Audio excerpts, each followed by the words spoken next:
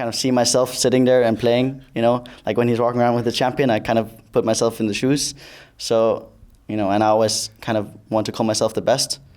So, of course, if my support is playing, then, and also objectively, I would definitely say that he's the best, yeah. For a second there, I thought you were going to say my son when he plays. Hey everyone, this is Darius from the Shotcaller, joined here by Jesiz once more. Do I still pronounce your name incorrectly? Jesiz? Jesiz? Yeah, Jesiz, yeah. So I got it this time. Yeah. Nice, good job me. I'm learning slowly but steadily. Yeah. Now last time, I talked to your coach, Misfits coach, Moose, and he said that you were the greatest addition to the team and that you were the biggest factor he could point to when looking at the success of Misfits. So what is it that you bring to the team? I think the thing is, all 5 players of this team are all, really great players. And what I instantly noticed was that I felt like all the players were maybe too coachable. Like that to other people that sounds, like the dream, right? But like what I mean is that they all just kind of blindly listen and don't really have the strongest of opinions themselves. And I think the big thing that I brought was this kind of, player/coach, really strong opinion. Mm-hmm. And yeah, I think that's just really the biggest thing, kind of changing up the dynamic and changing up the practice environment and kind of maybe changing my players' personalities a bit too. Mm-hmm.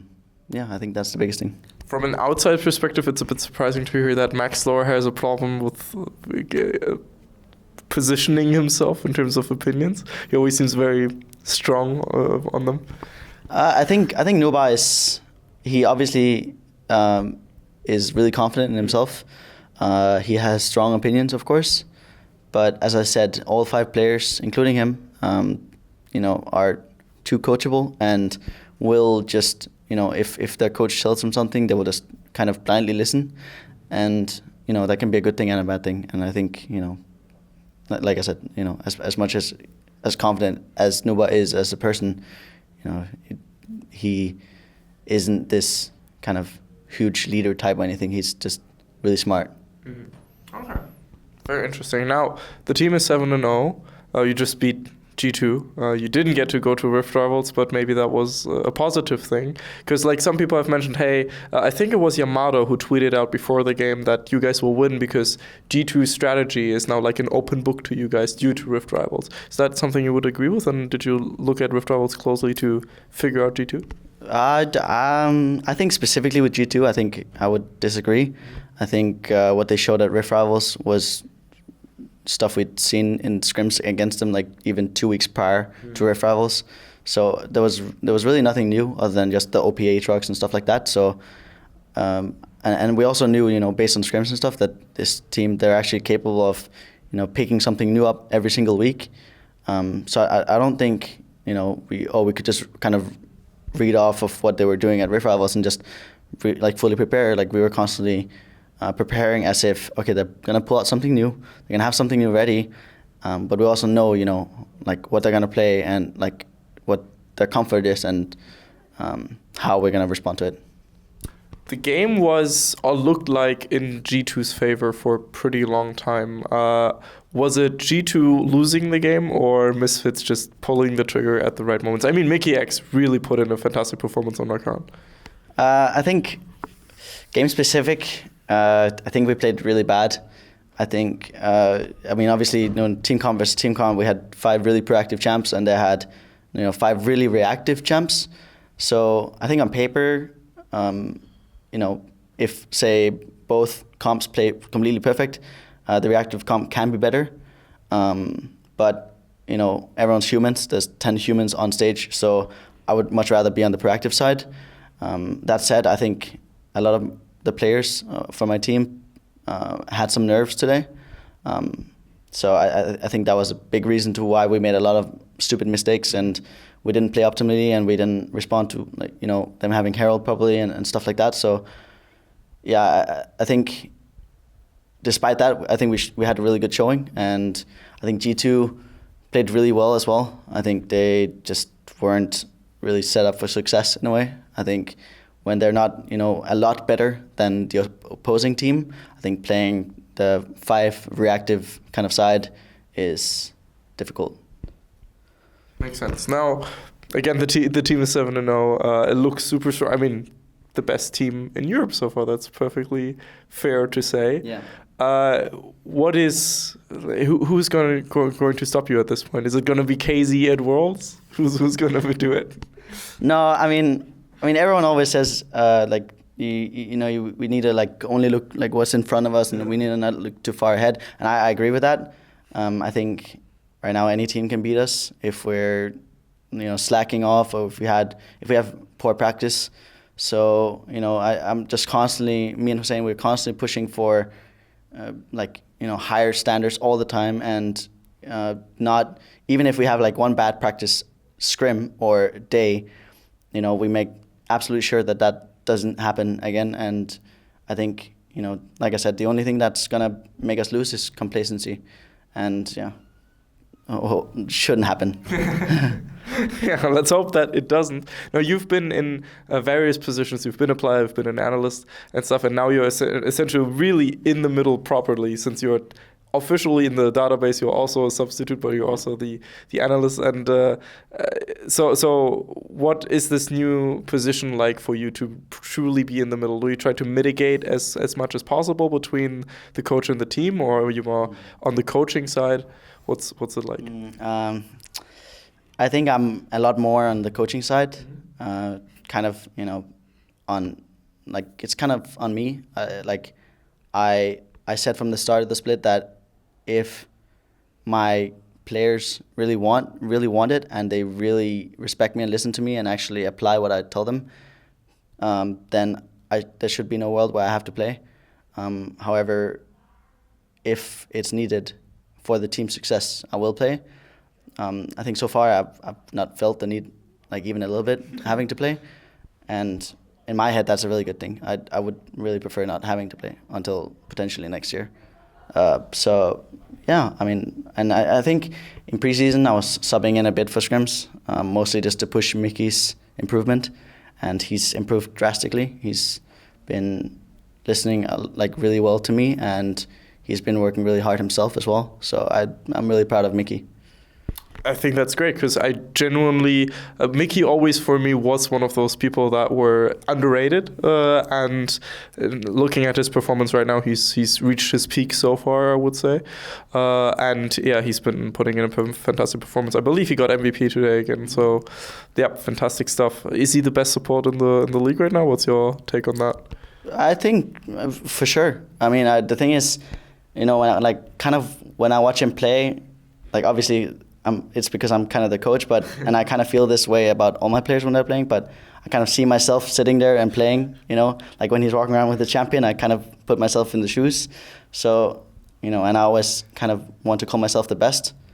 So, of course, if my support is playing, then, and also objectively, I would definitely say that he's the best, yeah. For a second there, I thought you were going to say my son when he plays, because it feels like you're like a father talking about his children. Yeah, a little bit.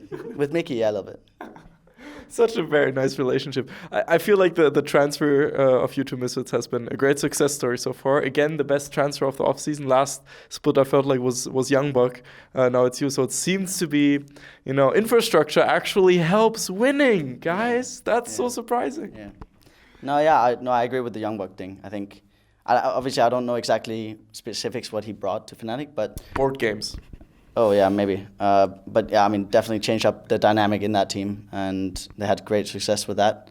And yeah, with me, I'm, again, probably just, change up the dynamic as well. So yeah, I think, sometimes teams with really high ceilings and really great players just that aren't kind of working together kind of just need to switch up in dynamic. So yeah. So from my perspective, it looks good that you guys can make a run to Worlds.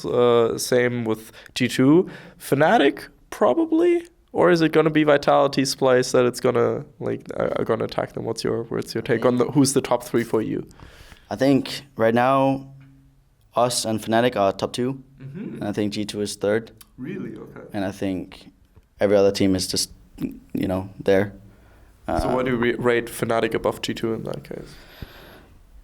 I would say it's based on scrims, but I think their roster with Buipo and Soas at the same time in the current meta is overpowered.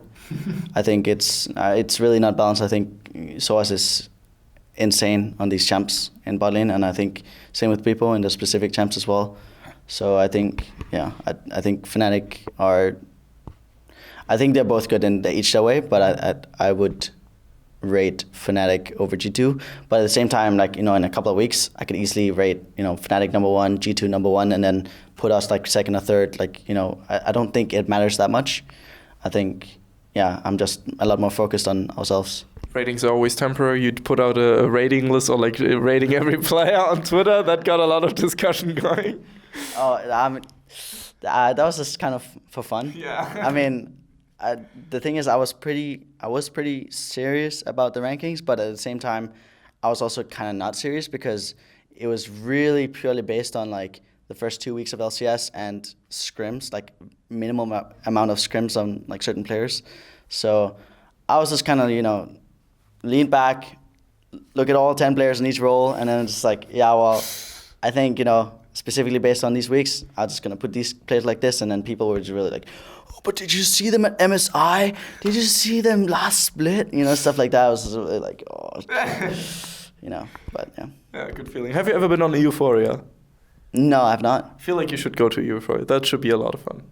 There's a lot of ratings going on there too. Oh yeah, that would be pretty fun. Yeah, I think it would be fun. Yeah. I'll message Dracos and Deficio, and maybe we can set something up. That would be a lot of fun. Anyway, is there anything you would like to say to the Misfits fans? And is there a hashtag that you would like to create for the people that watch the entire interview until now? They can put that in the comments, and that way we both know that they're cool people.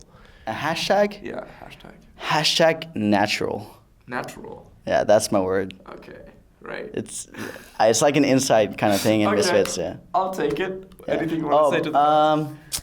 Yeah, I mean, I know Misfits has like not as many fans as some of the other bigger orgs, but we're growing every day, and like all the fans seem really passionate about Misfits, and I really love that. And I think it really shows also Misfits as an organization.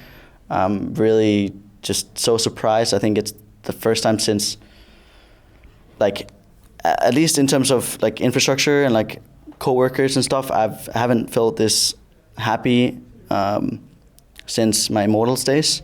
So I'm just really grateful for this family kind of thing, and like I said, the fans just kind of help with that too, because obviously, like, you feel less connected when there's a shit ton of fans, like in Fnatic, for example. But, when there's like, it feels like there's only like 5 or 6 Misfits fans, it's kind of this, it's different. And it's nice to kind of have a feel of both, I guess. I can totally see that, yeah. If being part of something more special in a way. Yeah. It's like everyone plays FIFA, but those guys play PES, and I respect that kind of thing, maybe. Anyway, thank you very much for watching. #natural. This was Jesiz from Misfits, and Darius from the Shotcaller. Hope you had a good day. See you then. Hey everyone, this is Darius from the Shotcaller, and I hope you just enjoyed that video. This is a generic end card, of course, so make sure to click here for a different interview, or here for a different interview, or about here to subscribe to the Shotcaller. We very much appreciate your support, and see you guys next time. Bye bye.